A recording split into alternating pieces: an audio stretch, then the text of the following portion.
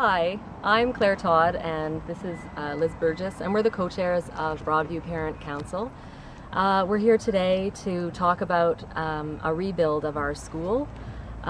We've been prioritized in the past for renovation money to fix a litany of problems with our school. What we would like though is a complete rebuild. We have $7.5 million of repairs required at Broadview based on board assessment. We believe that we're no longer a school that needs to be repaired. We've gone past that point. A total rebuild of Broadview is the only way forward for our school.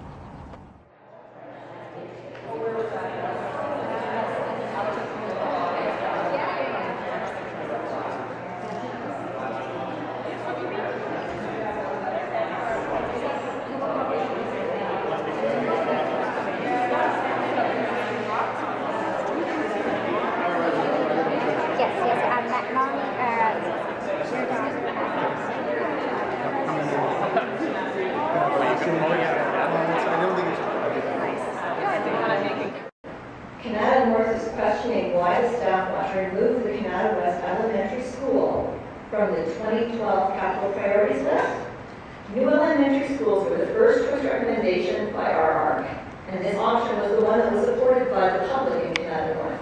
Additionally, it is our understanding that this lot will most likely be serviced before the disputed P&L land school site in South March Highlands. We are short 1,700 student spaces for 2015, and that you understand that will be serviced by then. Madam Chair, again, part of this may be the confusion in the nomenclature that's been used, and I know that was addressed during one of the last meetings, one of the committee of the whole accommodation meetings. I think what we are saying in this paragraph, as we have in others, that this, well, it is important as it continues to be a growing area. This is not one of the most urgent needs we have. I'm the chair of the Carleton Heights School Council, and I've been for the past 6 years, and I was a member of the Accommodation Review Committee, as some of you will remember, that resulted in part with the amalgamation of Carleton Heights and Gregory Easton in 2010. And since then, parents have regularly asked me about the progress of the promised renovation work, which included, or will include, upgrades to our heating system, replacing windows throughout the building, redoing the classroom ceilings, creating more efficient and welcoming front office space, and addressing the outdated exterior to improve curb appeal, especially for those families perhaps who are shopping for schools and driving right on by. I realize that our principal routinely touches base with Mr. Carson on this issue, but he's passing along to our council and our parent community the same answer we've been hearing for 2 years, and that's that there's a lag at the ministry level, and we're still waiting approval to access the funding envelope for this and several other major projects in some older schools. So I have a council meeting tomorrow night, and I'm hoping I can take this opportunity to ask a direct question of the committee and perhaps have something new to report tomorrow. And that is it a board priority to address the major renovation projects at Carleton Heights that were identified in the accommodation review? And if so, what steps has the board taken since the ARC report was released in early 2010 to ensure that these necessary projects are undertaken in a timely fashion? We did begin this time last year. The board approved a list of priorities to submit to the ministry for funding.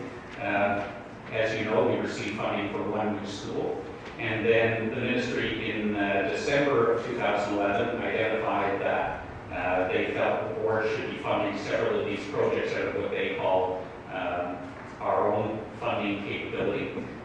We will be bringing recommendations to the board. Staff will be bringing recommendations to the board over the in the next month, which will try to address which projects we should continue to identify as priorities for ministry funding, which ones perhaps we should proceed with dollars out of our own reserves.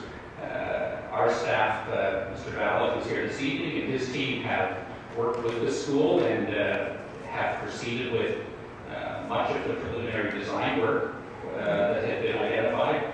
So I can't give you a commitment. It would be my place to give you the commitment. I can't tell you that we will be bringing recommendations forward next month that will be aimed at trying to address some of the issues, not only in Carleton Heights, but some of the other schools we're hearing about tonight.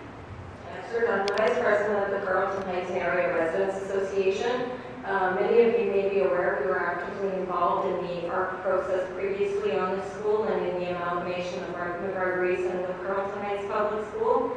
And we obtained an access to information request which clearly indicated that the funding for the Carleton Heights Public School was deemed as renewal funding.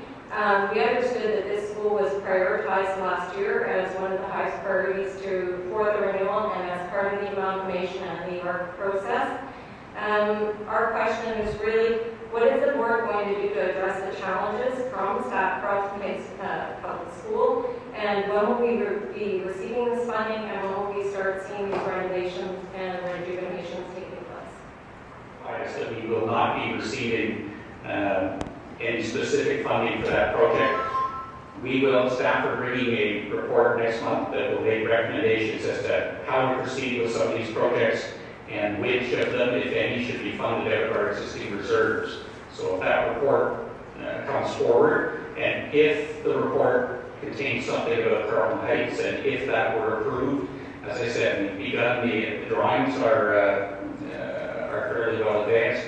It would be a matter then of working on the timetable for the rest of it, getting permits, getting the planning stage and the timing. So I wish I could be more specific than that, but once we heard from the province in December that they would not be paying for it, then we identified that if we're going to proceed with this and other projects, we have to probably take a look at our own reserves to finance them. We ask trustees to preserve Viscount Alexander's place on the capital priority list, and we call on this committee to recommend that the business case and costing for a permanent addition be conducted. When EFI started at Viscount, we knew student enrollment would soon exceed the school's capacity, especially as one EFI class is being added per year over a 7-year period. So, in January 2011, the news of the board adding Viscount to its capital priority list was warmly welcomed by our community of parents, residents, partners, including Action Sandy Hill, the University of Ottawa, and Sandy Hill Community Center. With full-day learning starting in September, it would benefit all the concerned to develop both the business case and the costed plan for a permanent addition. In 2009, the total school enrollment was 85 students, and is projected to become 170 students this September. The school's rated capacity is 164. By 2015, with the addition of 4 more EFI classes, at least 80 more students will attend Viscount, raising its enrollment to 250. With our students' future in mind, the Viscount Alexander School Council disagrees with the proposal to remove Viscount from the capital priority list.